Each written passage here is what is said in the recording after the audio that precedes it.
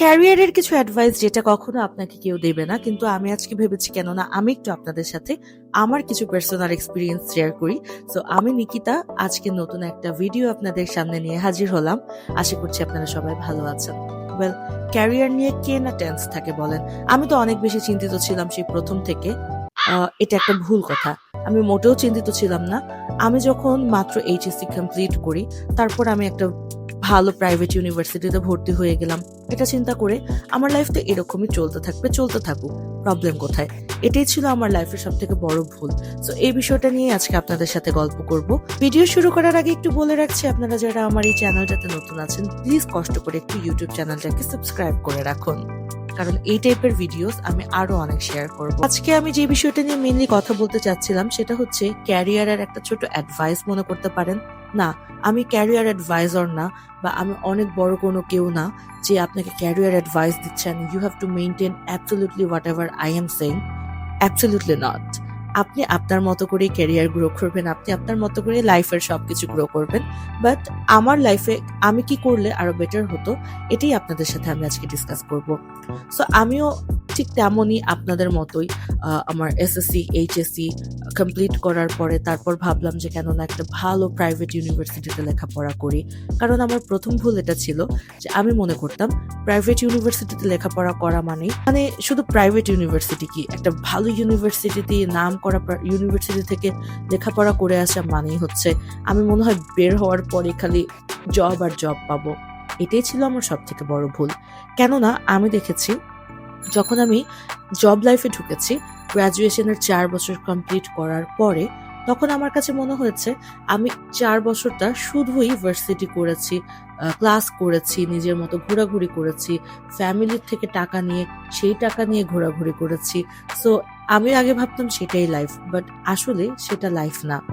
আমি যদি সেই 4 বছরে একটা পার্ট টাইম জব করতে পারতাম, তাহলে হয়তো বা আমার জন্য আরো বেশি বেটার হতো, আমার এক্সপিরিয়েন্স আরো বেশি গেইন হতো। যদি আমাদের ইউনিভার্সিটি গুলো একটু দেখেন, বেশিরভাগ ক্লাস সন্ধ্যায় হয়, সকালে হয়, অনেক টাইপের ক্লাস থাকে, অনেক টাইপের শিডিউল থাকে।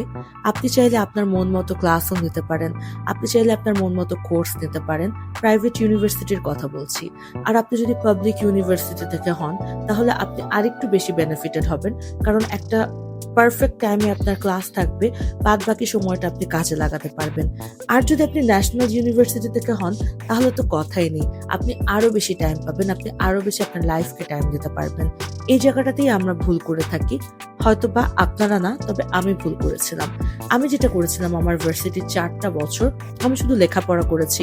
সিজিপিএ এর প্রতি চিন্তা ছিল, সিজিপিএ ভালো করেছি, কি কি শিখতে হবে সেগুলোতে মনোযোগ দিয়েছি। তবে এটা কোনো ভুল কাজ না।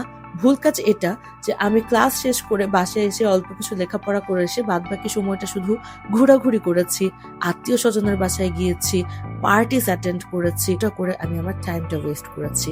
বাট আমি যেটা করতে পারতাম, একটা পার্ট টাইম জব, যেটা এখনকার যুগে অনেক বেশি ইজিলি পাওয়া যায় আপনি যদি একটু কষ্ট করে রিসার্চ করেন। আমি সেই সময়টাই এই রিসার্চটা করিনি। তো এই মুহূর্তে যারা নতুন ফ্রেশার্স আছেন, যারা ইউনিভার্সিটিতে মাত্র জয়েন করেছেন, আমি তাদেরকে অবশ্যই বলবো, প্লিজ একটা পার্ট টাইম জব খোঁজার চেষ্টা করেন। হোক সেটা অনলাইন, হোক সেটা অফলাইন। যদি অনলাইন হয় তাহলে তো খুবই ভালো, আর যদি সেটা অফলাইন হয় তাহলে আপনি আপনার টাইম অনুযায়ী মেনটেন করে তারপরও করার চেষ্টা করুন। একটা পার্ট টাইম জব থেকে আপনি বেশি না, হয়তো বা 5-10 হাজার টাকা ইনকাম করতে পারবেন, কিন্তু বুঝতে পারছেন 5,000 টাকা ইনকাম করাও আপনার জন্য কতটা বড় বিষয়? অবশ্যই অনেক বড় বিষয়। হয়তোবা আপনি আপনার বাসা থেকে মান্থলি 15-20 হাজার টাকা হাত খরচ হিসেবে পাচ্ছেন। একটা সময় আমিও পেয়েছি এবং এখনো চাইলে পাই, কিন্তু আপনাকে আপনার নিজের পায়ে দাঁড়াতে হবে। একটা না একটা সময় আপনাকে আপনার নিজের এক্সপেন্সের অবশ্যই বহন করতে হবে। সো আপনি কেন না আগে থেকে প্রিপারেশন নেন। এই প্রিপারেশনটা শুরু হওয়া উচিত ভার্সিটি লাইফ থেকে। আপনি যখন ভার্সিটিতে জয়েন করবেন, আপনি ফার্স্ট সেমেস্টারটা চেষ্টা করবেন নিজেকে ভালোভাবে বোঝার, ভার্সিটির নলেজটাকে অ্যাডপ্ট করার। এন্ড দেন আপনি যেটা করবেন, আপনার যে টাইপের স্কিলস আছে, অবশ্যই আপনি এসএসসি এইচএসসি যখন কমপ্লিট করে এসেছেন, আপনি স্কুল লাইফ থেকে কিছু না কিছু স্কিলস অবশ্যই ডেভেলপ করেছেন। সেই স্কিলস এর বেসিসে আপনি একটা ভালো চাকরি পার্ট টাইম জব হিসেবে খোঁজার চেষ্টা করবেন। আর এই পার্ট টাইম জবটা আপনার একটা ছোট্ট অ্যামাউন্ট হয়তো বা আপনার হাতে আসবে, তবে এই ছোট অ্যামাউন্টটা আপনার জন্য খুবই খুবই ভালো হবে। আজকে আমি বলে দিচ্ছি, এটা আপনি আজকে থেকে 10 বছর পরে বলতে পারবেন আমাকে যে ইয়েস, আপু ঠিক বলেছিল। এই ভুলটা আমি করেছিলাম, আমি এনজয় করেছি লাইফ, আমি টাইমটা দিইনি।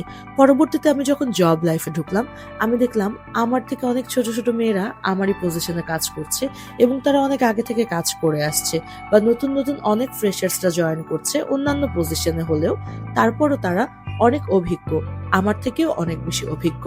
কেননা তারা তাদের ওই টাইমটাকে ইউটিলাইজ করেছিল এবং সঠিক টাইমে তারা একটা পার্ট টাইম জবের মাধ্যমে হাতে অল্প কিছু হলেও টাকা আর্ন করা শিখে গিয়েছিল এবং সেই টাকাটাকেও ইউটিলাইজ করা শিখে গিয়েছিল। প্লাস তারা এটা শিখেছিল একটা জব এনভায়রনমেন্ট কেমন হতে পারে। এটা আপনাকে ইউনিভার্সিটি কখনো শেখাবে না, এটা আপনার নিজেকে এক্সপ্লোর করে নিতে হবে।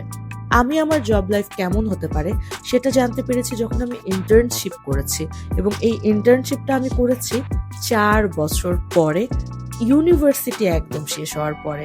তখন যদি আমি না বুঝে, আমি যদি আগেই বুঝে দিতে পারতাম, তাহলে হয়তো বা এতদিনে আমি অনেক ভালো আরো বেশি ইনকাম করে ফেলতে পারতাম। আজকের ভিডিওটা জাস্ট এতটুকু পারপাসেই আমি তৈরি করেছি যে আমার মতো ভুল প্লিজ কেউ করবেন না।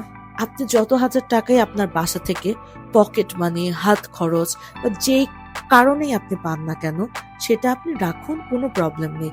কিন্তু নিজে হলেও 500 টাকা আর্ন করতে পারলেও করার ট্রাই করুন। যেই সিচুয়েশনেই আছেন, যেভাবেই বসে আছেন, যেভাবেই পারছেন না কেন, আপনার যে স্কিল আছে, ছোট স্কিলটা দিয়ে না হয় মাসে 2000 টাকা হলেও আর্ন করা শুরু করে দিন। এখনই আর্ন করা শুরু করে দিন, দেখবেন আপনার ফিউচারটা অনেক ব্রাইট হবে। তো আমার ভিডিওগুলো যদি ভালো লেগে থাকে, কষ্ট করে একটু ইউটিউব চ্যানেলটাকে সাবস্ক্রাইব করে দিবেন। বাই দ্য ওয়ে, আমি আমার স্কিলস গুলো কিভাবে ডেভেলপ করে থাকি বা আমি কিভাবে করে সেগুলো আমার লাইফে অ্যাপ্লাই করি, সেগুলো নিয়ে নতুন নতুন ভিডিওস আমি অবশ্যই আপনাদের সাথে শেয়ার করব। তো ততদিন পর্যন্ত ভালো থাকুন।